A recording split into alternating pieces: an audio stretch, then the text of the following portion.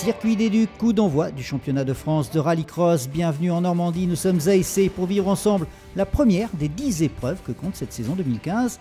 Et afin que vous ne manquiez rien de ce qui va se passer durant toute cette saison, les équipes d'AB Moteur seront présentes lors de chaque rendez-vous. C'est donc un championnat que vous pourrez suivre dans son intégralité avec un compte-rendu complet au terme de chaque course. Et avec 95 engagés à Essé, cette manche d'ouverture devrait nous permettre de dégager déjà une première hiérarchie. En attendant, nous allons essayer d'y voir clair. Nous sommes allés faire un tour dans le paddock.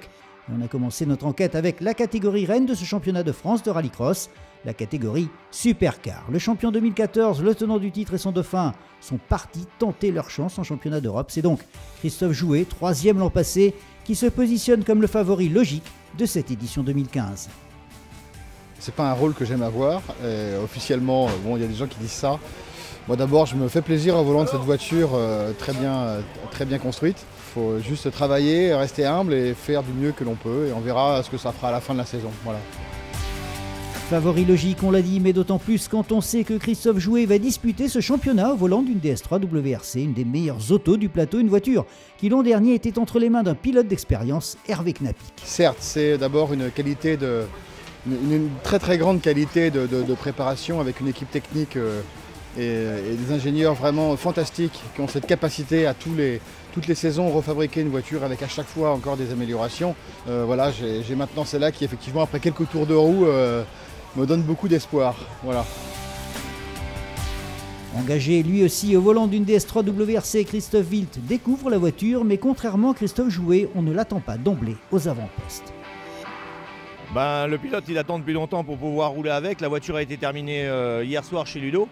Ils sont arrivés ce matin et là on va faire nos premiers tours de roue avec, donc j'espère que ça va bien se passer.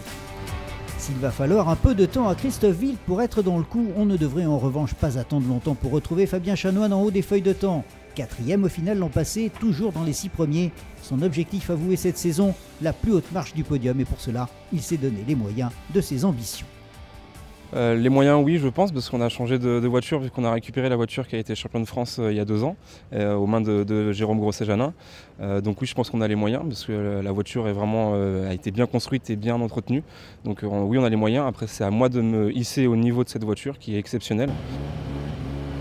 Chanoine, Jouet, Wild, mais aussi Alain E ou encore Gaëtan Serrazin. Voilà à coup sûr les noms des prétendants au titre. C'est moins évident dans l'immédiat dans tous les cas. Pour Adeline Sangnier, 6 fois championne de France féminine, elle a enfin décidé de franchir le pas, passer du Super 1600 au Supercar, rencontre avec la seule femme de la catégorie. C'est complètement différent parce que je passe d'une 2 roues motrices à 4 roues motrices, 240 chevaux, 550 chevaux. Et il y a beaucoup à apprendre parce que tout joue à l'accélération, il y a un énorme potentiel au niveau du freinage, donc il faut vraiment que je me mette dedans et que j'apprenne tout ça. On en termine avec cette revue d'effectifs pour entrer maintenant dans le vif du sujet. Sachez que Gaëtan Serrazin et Fabien Chanoine ont chacun remporté leur demi-finale. On les retrouve donc en première ligne sur la grille de départ de la finale avec Christophe Wild à leur côté. C'est donc parti. Christophe Jouet et Adeline Sangnier se sont élancés de la deuxième ligne et c'est Gaëtan Serrazin qui vient de prendre la direction des opérations.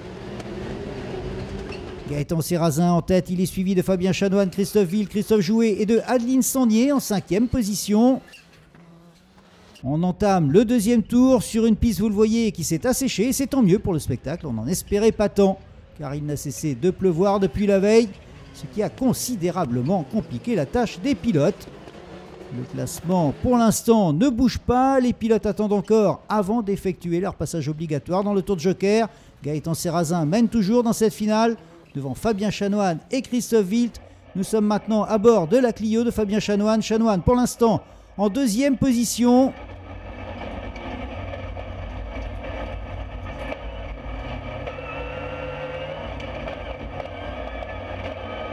Fabien Chanoine que l'on retrouve dans le tour de joker et il va perdre, vous allez le voir, beaucoup de temps. Il fait une mauvaise opération ici, il ressort, mais en 4e position derrière Christophe Jouet. Et on en restera là.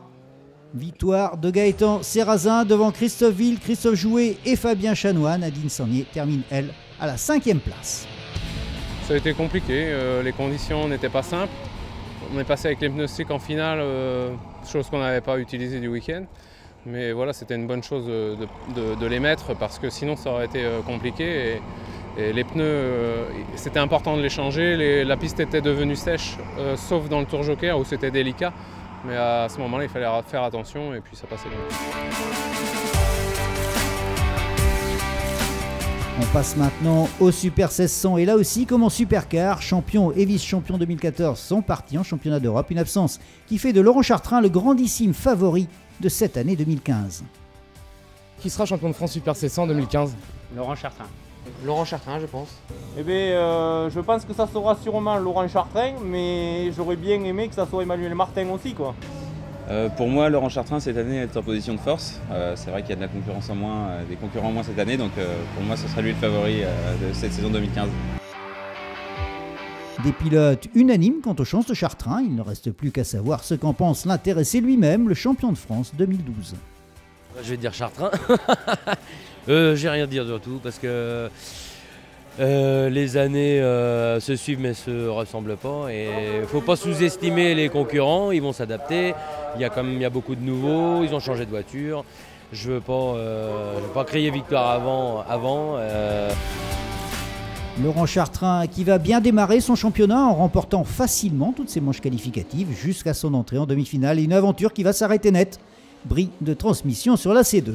Dès lors, la voie est libre pour la jeune garde. Fabien Grosset-Janin, Maximilien Evenot et Enzo Libner en ont profité pour s'élancer de la première ligne dans cette finale. Grosset-Janin a pris l'avantage, il a profité de sa pole position. Il est en tête dans cette finale.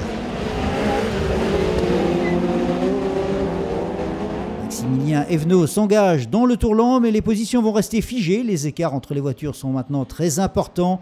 Fabien Grosset-Janin a pris une confortable avance. Maximilien Evenot conserve sa deuxième place devant Enzo Libner. Une course sans histoire qui aura été dominée par Fabien Grosset-Janin. Grosset-Janin qui remporte ici en Normandie la première manche de la saison devant Maximilien Evenot et Enzo Libner. Trois jeunes pilotes issus des formules de promotion sur le podium final. On voit que ça roule très très vite en formule de promotion. On l'a déjà vu depuis quelques années. Je pense que c'est une bonne filiale. Il y a beaucoup de jeunes pilotes qui roulent très vite et c'est une très bonne école pour la suite. On enchaîne avec les plus jeunes de ce plateau 2015, avec les pilotes du championnat de France junior. Il est difficile de faire le moindre pronostic avant le coup d'envoi de cette troisième saison, mais si l'on devait s'y risquer, on mettrait en avant les redoublants Jean-Michel Guérin, Jean-Baptiste Vallée ou encore Baptiste Ménez. Un pronostic difficile donc. Pour preuve, ce n'est aucun des trois que l'on va retrouver en première ligne au départ de la finale, mais plutôt Tom Donat, Mathieu Moreau et Tony Bardot. Voilà, les feux se sont éteints. Les trois hommes sont au coude à coude et c'est Tony Bardot sur la gauche de votre écran qui a pris l'avantage. Mais regardez, il part à l'extérieur. Tom Donat également. Mathieu Moreau en a profité. C'est lui maintenant le nouveau leader. Mathieu Moreau en tête, il est suivi de Baptiste Ménez, Jean-Baptiste Vallée et Jean-Michel Guérin. Mathieu Moreau a pris une très confortable avance. Baptiste Ménez pointe maintenant à quelques longueurs.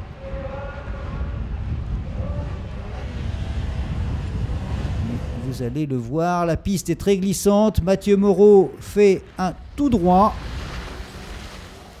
Baptiste Ménez en profite alors pour passer. Jean-Baptiste Vallée aussi, Jean-Michel Guérin également. Et ce sera donc l'arrivée avec la victoire de Baptiste Ménez devant Jean-Baptiste Vallée et Jean-Michel Guérin. Une saison qui démarre super bien. J'arrive à essayer, j'avais jamais roulé ici. Une première manche qui se passe très bien, malgré des soucis mécaniques. On a quand même cassé une boîte, mais les mécanos ils ont bien bossé et c'était une réussite. On passe maintenant aux deux Coupes de France. Tout d'abord à la division 3, une division très ouverte avec une quinzaine de pilotes qui peuvent remporter la victoire. On pense bien sûr à Christophe Saunois, bien décidé à décrocher son troisième titre d'affilée. Christophe Saunois que l'on retrouve en première ligne au départ de la finale en compagnie de Guy Moreton et de Marc Maurice. Et c'est Marc Maurice qui est en pole position et c'est lui qui prend le commandement dans cette finale. On aborde le premier droite avant d'arriver à la compression, puis à la longue ligne droite très rapide de ce circuit d'essai. Maurice qui va conserver sa place de leader jusqu'à son passage au troisième tour dans le Joker.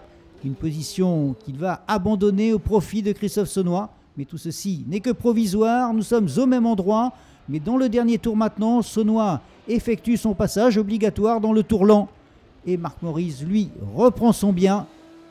C'est donc la victoire de Marc Maurice qui s'impose devant Christophe Saunois et Guy Moreton. C'est sa première victoire avec la 208. Je suis vraiment super heureux en plus de gagner ici sur un circuit que Christophe adore. Bon, voilà, ça prouve que la voiture fonctionne et je pense qu'on va faire un beau championnat. Ouais.